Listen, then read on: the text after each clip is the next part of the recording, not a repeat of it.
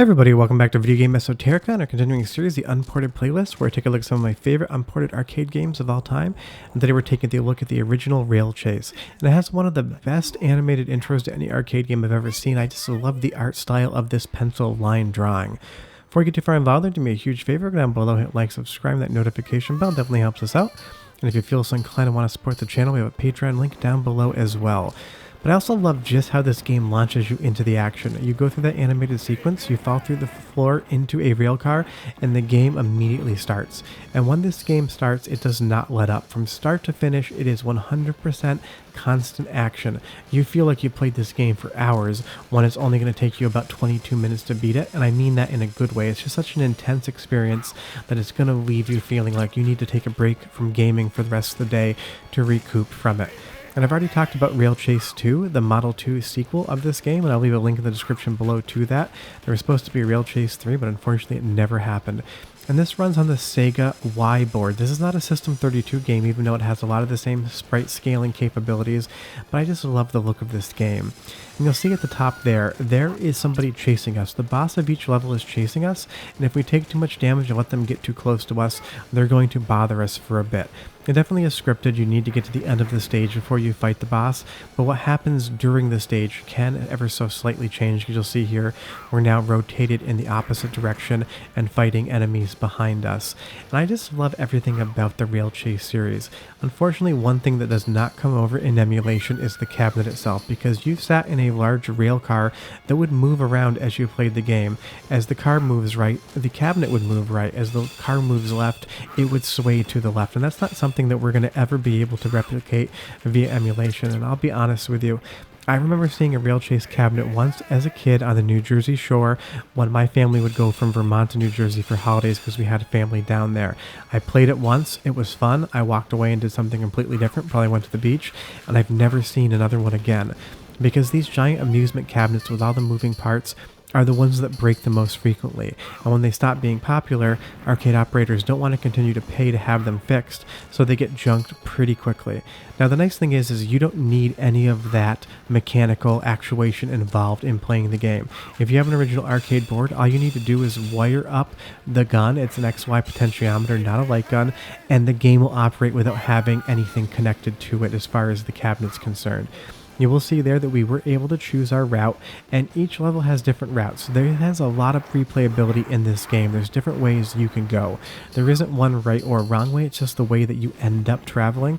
But just like Rail Chase 2, this is a game that does have a ton of replayability. And of course, if you've been watching my channel whatsoever, you know I absolutely love the light gun genre. It is my favorite arcade genre of all time. And if this is your first time watching my channel, now you know I love light gun games. I can't get enough of them. Even the bad ones are good to me. But I also love how graphically advanced this game is for its time and place. You have so many different sprites being pushed around at once, and the sense of pseudo 3D does a really good job of actually making you believe you're in a 3D environment versus just having 2D sprites and backgrounds being thrown in your face. And Sega was the best at making 2D look 3D. But now we're right on to the boss battle. Once you get to a certain part of the stage, it automatically happens, and we need to really aim because they've got this metal shield up, so you need to be picking your shots carefully. You need to wait for that shield to go down, and you need to be shooting the projectiles they throw at you at the same time, because obviously you have so much life, and if you take a death, that's going to be the end of it for you for that particular stage, unless you pop more quarters in. But if you are putting money into this game, I would say it is relatively fair. I probably only spent about $10 total as far as actual quarters are concerned, as the virtual nature of them is, to be able to see the end of this game. My only complaint, and it is a small one, but it always drives me nuts, is this has the classic when your energy gets low, you start getting a warning beep. It's just not a very good noise. It drives you nuts, and it makes me want to die just to stop hearing it. But outside of that one annoying caution noise, the soundtrack is quite great as well in this game. I genuinely enjoy it. So go ahead and listen to all the soundtrack and sound effects for about a minute, and I'll come back and tell you more about why if you've never played Rail Chase before, it's definitely a game you should check out. But enjoy.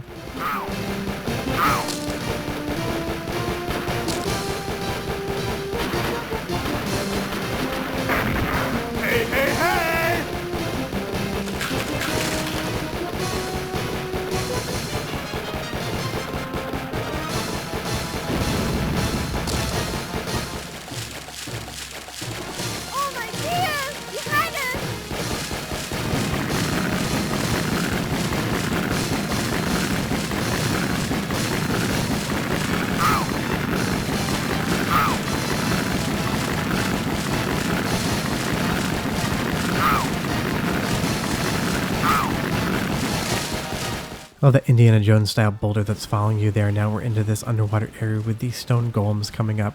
But the soundtrack is as intense as the gameplay is, and it's got really nice music going on.